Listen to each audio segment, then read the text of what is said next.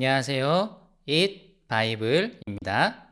오늘 본문은 창세기 6장 9절에서 22절까지의 말씀입니다.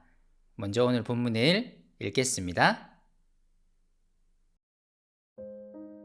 노아의 역사는 이러하다. 노아는 그 당대에 의롭고 흠이 없는 사람이었다. 노아는 하나님과 동행하는 사람이었다. 노아는 셈과 함과 야벳 이렇게 세 아들을 두었다. 하나님이 보시니 세상이 썩었고 무법천지가 되어 있었다. 하나님이 땅을 보시니 썩어 있었다. 살과 피를 지니고 땅 위에서 사는 모든 사람들의 삶이 속속들이 썩어 있었다. 하나님이 노아에게 말씀하셨다. 땅은 사람들 때문에 무법천지가 되었고 그 끝날이 이르렀으니 내가 반드시 사람과 땅을 함께 멸하겠다. 너는 잣나무로 방주 한 척을 만들어라. 방주 안에 방을 여러 칸 만들고 역청을 안팎에 칠하여라. 그 방주는 이렇게 만들어라. 길이는 300자, 너비는 50자, 높이는 30자로 하고 그 방주에는 지붕을 만들되 한 자 치켜 올려서 덮고 방주의 옆쪽에는 출입문을 내고 위층과 가운데층과 아래층으로 나누어서 세 층으로 만들어라. 내가 이제 땅 위에 홍수를 일으켜서 하늘 아래에서 살아 숨쉬는 살과 피를 지닌 모든 것을 쓸어 없앨 터이니 땅에 있는 것들은 모두 죽을 것이다. 그러나 너하고는 내가 직접 언약을 세우겠다. 너는 아들들과 아내와 며느리들을 모두 데리고 방주로 들어가거라. 살과 피를 지닌 모든 짐승도 수컷과 암컷으로 한 쌍씩 방주로 데리고 들어가서 너와 함께 살아남게 하여라. 새도 그 종류대로, 집짐승도 그 종류대로, 땅에 기어다니는 온갖 길 짐승도 그 종류대로 모두 2마리씩 너에게로 올 터이니 살아남게 하여라. 그리고 너는 먹을 수 있는 모든 먹거리를 가져다가 쌓아두어라.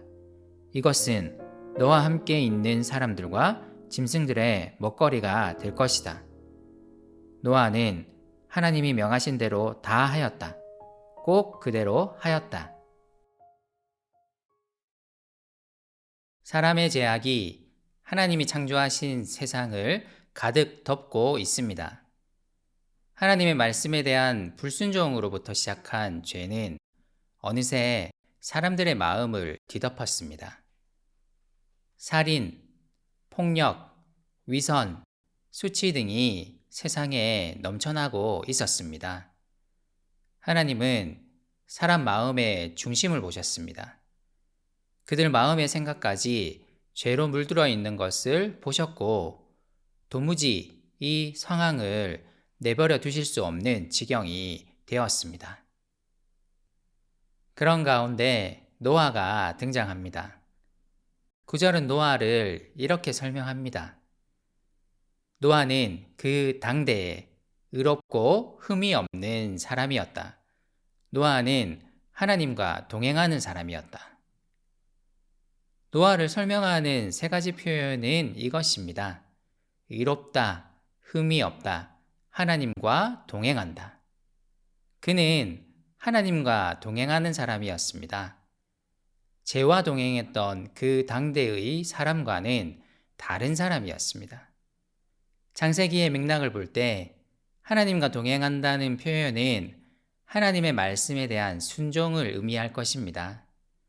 노아는 죄와 동행하지 않으려 죄를 멀리하며 하나님과 동행하려 애쓰는 사람이었습니다. 그래서 창세기는 노아를 그 당대의 의로운 사람으로 묘사합니다. 세상은 썩어 있었습니다. 하나님은 천지 만물을 창조하시고 보시기에 좋았다고 평가하셨습니다. 그러나 이제 하나님이 보시니 세상이 썩어 있었습니다. 이런 세상 가운데 여전히 하나님을 따르며 그분의 말씀에 순종하는 의인이 있었습니다. 그래서 하나님은 이 노아를 통해 세상을 다시 시작하려는 계획을 세우십니다. 그래서 하나님은 이제 다시 노아에게 말씀하십니다. 사람들 때문에 무법천지가 된 세상을 그냥 지켜볼 수 없음을 이야기하십니다. 이제 사람과 땅을 멸할 수밖에 없음을 말씀하십니다. 동시에 하나님은 노아에게 구원의 메시지를 주십니다. 하나님은 세상을 완전히 멸하려 하시는 것이 아니라 새롭게 시작하려 하십니다. 홍수 심판은 하나님의 창조물들을 완전히 없애시려는 계획이 아니라 세상을 갱신하려는 그분의 계획이었습니다.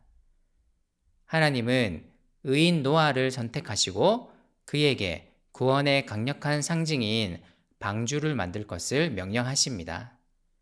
그리고 하나님은 매우 구체적으로 방주를 어떻게 만들 것인지에 대해 말씀해 주십니다. 하나님은 노아에게 그의 모든 계획을 정말 상세하게 말씀하십니다. 매우 인상적입니다. 우리가 알다시피 이스라엘 주변 나라들의 고대의 홍수 이야기는 매우 흔한 이야기입니다. 고대 근동 홍수 이야기들을 살펴보면 신들은 땅에 홍수를 일으킬 계획을 사람들에게 발설하지 않았습니다. 그들은 홍수를 갑자기 일으켜서 사람이 대비할 수 없도록 만들었습니다. 하지만 오늘 성경 이야기는 다릅니다. 하나님은 노아에게 매우 자세히 그의 계획을 말씀해 주십니다. 이 장면을 통해 우리는 하나님이 우리와 어떤 관계를 회복하려 하시는지를 볼 수 있습니다. 그분은 우리와 친밀히 교제 나누기를 원하십니다. 그리고 하나님은 방주에 노아와 그의 가족들을 타게 하십니다. 그리고 그가 만드신 피조물들도 수컷과 암컷 모두 그리고 그 종류대로 구원하려 하십니다. 20절에 나오는 그 종류대로는 창세기 1장 21절에도 그대로 등장했습니다. 하나님이 모든 생물을 그 종류대로 창조하시고 그 종류대로 창조하신 하나님의 피조물들을 그 종류대로 보존하려는 하나님의 계획이 여기서 드러납니다. 하나님은 세상을 포기하지 않으셨습니다. 노아를 통해 다시 시작하려 하십니다. 그리고 22절은 노아의 반응을 우리에게 알려줍니다. 노아는 하나님이 명하신 대로 다 하였다. 꼭 그대로 하였다. 노아는 하나님의 말씀에 순종함으로써 하나님에 대한 우리의 올바른 반응이 무엇인지를 보여주고 있습니다. 오늘날 우리가 살아가는 세상은 어떤가요?